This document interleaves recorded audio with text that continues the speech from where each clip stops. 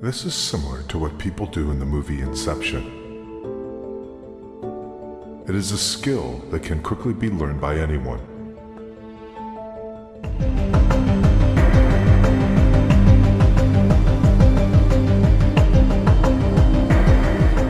Though experts and highly accredited for what they produce, have been inspired by the products of their ability to control their dreams. Scientists like Albert Einstein, Nikola Tesla, and Richard Feynman use lucid dreaming to visualize some of their theories and solve challenging problems. In 1965, Paul McCartney composed the entire melody for his hit acoustic song Yesterday in a Dream. Responsible for smash hits like The Terminator, True Lies, and Titanic, James Cameron has cited that the idea of the movie Avatar came from one of his lucid dreams. Since the movie Inception, Leonardo DiCaprio became one of the most famous celebrities associated with lucid dreaming, and not just because of the character he played. He has since said that even before the movie, he was a lucid dreamer. Lucid dreaming allows you to get profound insights into your own psychology. Sigmund Freud said, "Dreams are the royal road to the unconscious." In a lucid dream, you are aware that you are dreaming. This allows you to vividly experience and remember your dreams, but most importantly, you can control them. A firm distinction must be made between stressful dreams and lucid dreams.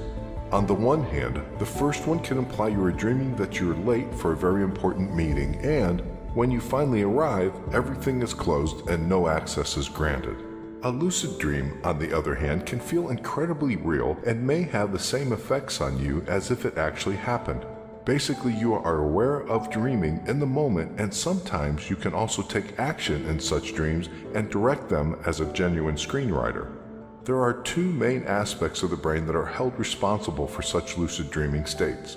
Our higher cognitive abilities are controlled by the frontotemporal cortex. During normal dreams, even those stressful ones, it is inhibited. Lucid dreaming changes the brain in the terms of requiring it to take part in a higher level of activity. There is an increase in gamma waves, which represents the frequency of a normal brain activity. The whole lore about dreaming, in fact, Sigmund Freud wrote a book called The Interpretation of Dreams, which many people think is the foundation of psychoanalysis. Well, scientists now have looked at Freudian psychology and the brain using all these modern techniques. And first of all, we realize that perhaps Sigmund Freud wasn't totally wrong. When lucid dreaming takes place, these gamma waves are synchronized with other neurons that work on a frequency of conscious awareness and executive functions. Some of them are the voluntary actions and decision-making. Numerous scientists have shown their interest in figuring out how we, by ourselves, can determine the brain to enter into such lucid dreaming states. The reason behind this desire is that we can better understand how consciousness works and how it is formed. Also, there are several practical uses that can greatly help in many situations. Consider lucid dreaming therapy that it is thought to hold a lot of potential in treating people with PTSD, post-traumatic stress syndrome, and those that deal with chronic nightmares. When someone's sleep is highly influenced by PTSD, this generally manifests in a recurrent nightmares that focuses on a single traumatic event. People dealing with this disorder get to feel so terrified that they become anxious, and as a result, insomnia and disturbed sleep negatively impact their daily lives. However, lucid dreaming therapy can be a great help for those who are constantly haunted by nightmares. They can understand that what they are dreaming is not part of reality, and so they can redirect their nightmare scenario toward a positive or neutral direction. Understanding how lucid dreaming can be done comes with other great opportunities because you can improve your motor skills through visualization.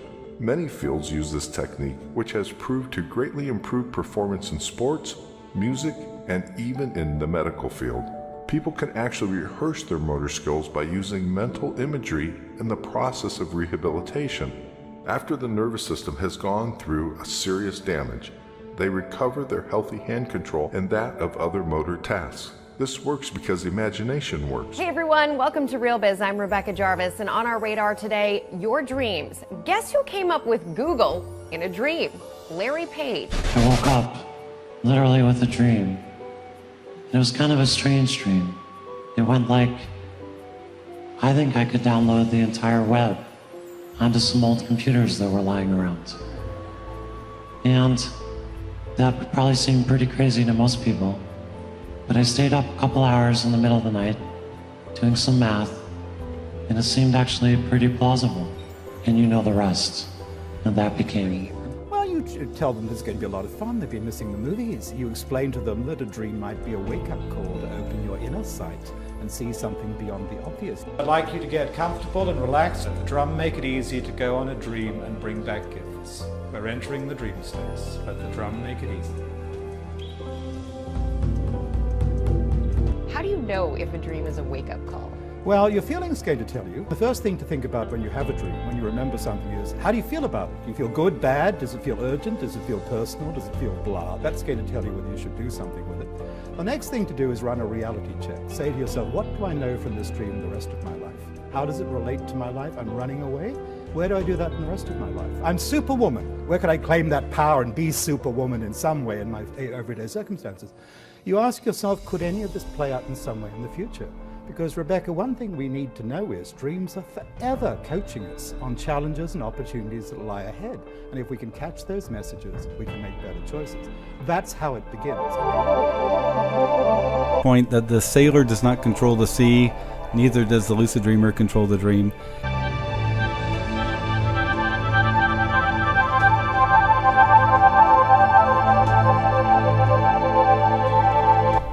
One night as I was falling asleep, my larger awareness basically told me that if I truly wanted to go the entire distance, that I might cease to be.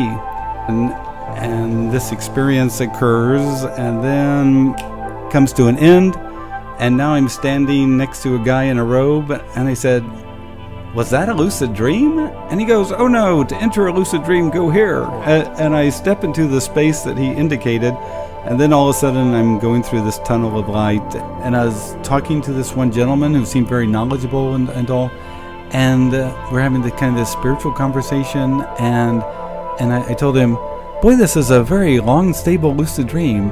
And he looked at me and said, "We are not lucid dreaming."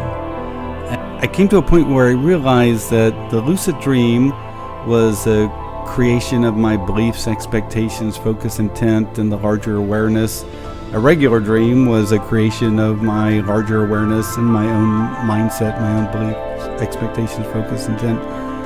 And then I came to realize that even waking reality is a co-creation of the larger awareness. In one of the review committees, I was in a shopping mall. A dream figure asked me to please come follow him. I followed him into a room, get interviewed by about 8 other dream figures who were very conscious, asked me really tough If questions. you repeatedly check yourself during the day, you are more likely to perform the same testing while you're dreaming. This will result in you becoming a lucid dreamer in a world where you can even inhale and exhale through your blocked nostrils. The mild, mnemonic induction lucid dream technique represents a process through which you are asked to rehearse a dream and visualize that it turns into a lucid state. In the same time, you have to repeat a mantra to express the same intention, such as, "Anytime I dream, I want to be aware that I am dreaming." The best results come if you practice it during the time you go back to sleep while performing the wake back to bed method. This WBTB action requires you to set your alarm clock to 1 or 2 hours before your usual waking time. As the alarm rings, you wake up for a couple minutes and then you go back to bed. This short time of awakening increases your cortical activation in the key parts of your brain that take part in the lucid dreaming process. This is when you slip back into REM, rapid eye movement, sleep phase, where lucid dreaming can occur. Moreover, it seems that you might have increased chances of including lucid dreaming if you press the snooze button multiple times. Any of these techniques don't come easy for everybody. You need to put in a lot of sustained effort so that you can witness visible results. Nowadays, there are numerous programs that are meant to induce lucid dreaming by using flashlights, vibrations, or certain sounds during the REM phase of sleep. The mechanisms follow the idea that these are incorporated into dreaming content. They will alert the dreamer that he is dreaming. However, any of these external stimulation methods has to be used with extreme care. Otherwise, each stimuli will not get incorporated into the dream content, or even worse, the person will wake up. Each technique has to be specifically used according to the person's traits. For example, you might be a lighter sleeper than others, so the intensity of such external stimuli should be applied according to each individual's wake-up moment. There are certain REM sleep movements when the brain is most receptive. This, among others, is an aspect to keep in mind when using such stimulating techniques. Again, asking for a professional's advice is mandatory if you want to implement this inducing lucid dreaming process the right way. Apart from such methods, drugs are suggested as another way of inducing lucid dreaming. Galantamine, used to treat Alzheimer's disease, can help with this process of lucid dreaming, especially if it's administered while performing the WBTB or mild methods. However, research is still yet to firmly state how safe and effective it is, especially considering the fact that it can bring along many side effects. Even though lucid dreaming has been deeply explored in the recent years, there is still a long road to travel until anyone will be able to successfully use an inducing technique. There are lots of successful lucid dreamers walking our reality, and that just goes to show you that the discipline of controlling your dreams rests in your hands. Will you try it tonight? Are you already a lucid dreamer?